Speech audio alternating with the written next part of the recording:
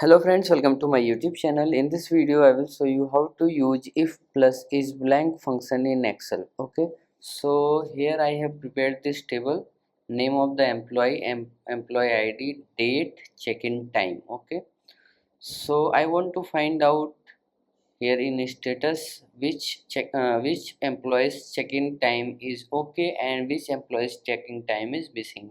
Here we will see many employees check-in time is missing. So if it is very large table, you can use this for function to find out. Okay, so what you have to do, equals to, then if.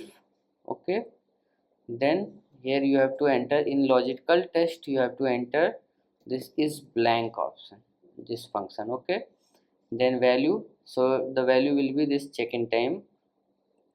Okay, now comma, now if it is true, so what you have to do, if it is true, then check in missing.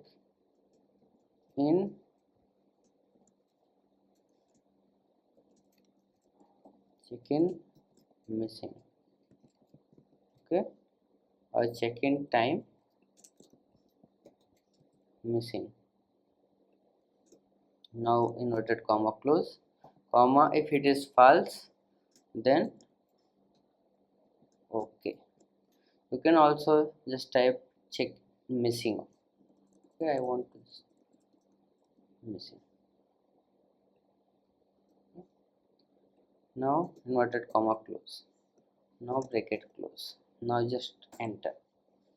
So here you will see it is okay. Now you have to drag this formula to the whole table. Now you will see missing.